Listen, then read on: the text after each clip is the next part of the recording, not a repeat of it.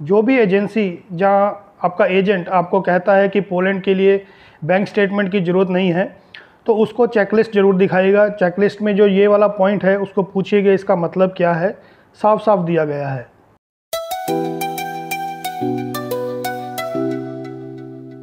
तो हेलो दोस्तों, स्वागत है आप सब लोगों का आपके अपने चैनल A to Z पोल वीज़ा में।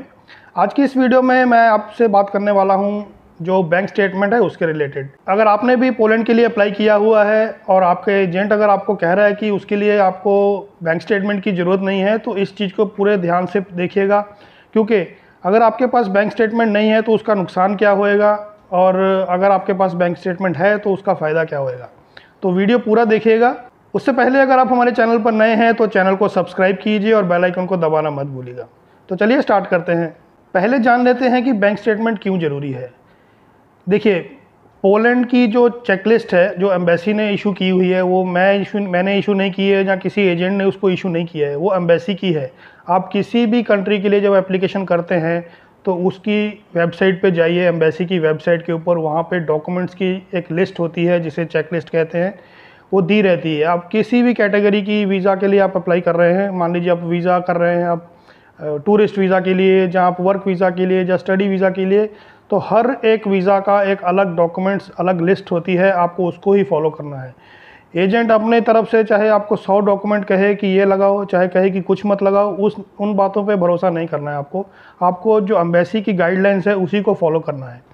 तो पोलैंड के सीन में भी सेम ऐसा ही है। पोलैंड की जो चेकलिस्ट है उसमें साफ साफ दिया गया है कि आपका जो फाइनेंशियल सपोर्ट, आप कितने आपके पास पैसे हैं, आपके पास मतलब आप अपने आप को सपोर्ट कर सकते हैं पोलैंड में जाके, क्योंकि इसमें डायरेक्ट उन्होंने नहीं दिया गया है कि चेकलिस्ट में कि आपको बैंक स्टेटमेंट लगानी है। इसमें इनडायरेक्टली उन्होंने आपसे पूछा है कि आपके जो मीन्स ऑफ फाइनेंस है या मीन्स ऑफ आप अपने आप को कैसे सपोर्ट करेंगे, आपके पास पैसे कितने हैं, उसका प्रूफ लगाने के लिए बोला है।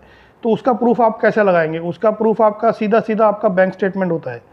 अगर आपके पास बैंक स्टेटमेंट है तो पता चल जाता है कि हाँ, आदमी के पास इतना पैसा है और ये अपने आप को सपोर्ट कर सकता है जाकर। दूसरा, अगर आपके पास बैंक स्टेटमेंट मेंटेन नहीं है तो आप उसका ऑप्शन दूसरा क्या कर सकते हैं। अब मान लीजिए आपको कैश में पैसा मिलता है या आपके पास कैश है, तो उसका एक सिंपल है कि आप ट्रैवल चेक ले सकते हैं। ट्रैवल चेक होते हैं, मतलब आप एक कंट्री से दूसरी कंट्री में ट्रैवल करने जा रहे हैं, तो वो आपका अमाउंट, मतलब उस अमाउंट के आपको वो एक चेक दे देते हैं बना के, जो पूरे वर्ल्ड में चलते हैं। आप किस कंट्री में जा रहे हैं उसके हिसाब से वो लोग आपको बना के देंगे। ये मोस्टली आपको बैंक से भी मिल जाएगा, और जो होते हैं मनी एक्सचेंज जैसे अलग अलग है, आप वहाँ से करवा सकते हैं। मैं किसी का नाम नहीं लूँगा।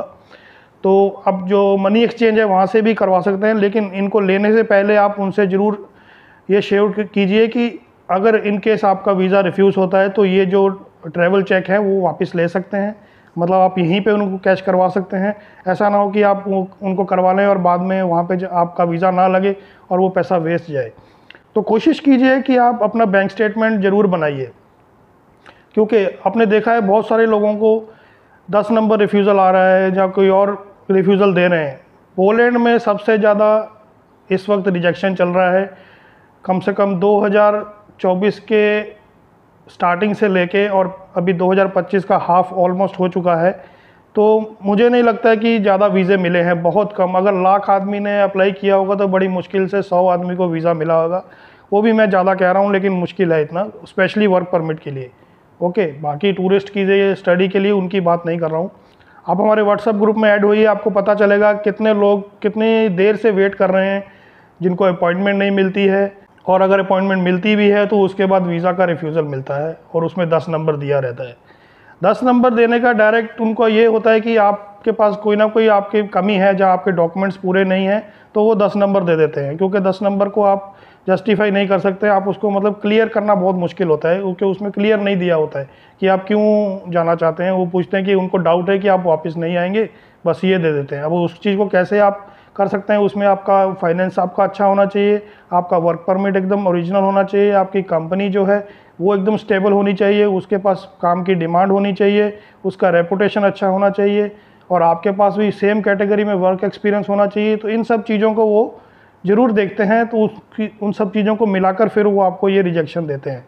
मेन हमारा जो इस वीडियो का टॉपिक था वो है कि बैंक स्टेटमेंट आपको लगाना है कि नहीं लगाना है। बैंक स्टेट आपको ज़रूर लगाना है, चाहे आपका एजेंट आपको 10 बार बोले कि नहीं भाई पोलैंड की बैंक स्टेटमेंट नहीं चाहिए, सिर्फ वो टूरिस्ट वीज़ा के लिए होती है, तो ऐसा नहीं है।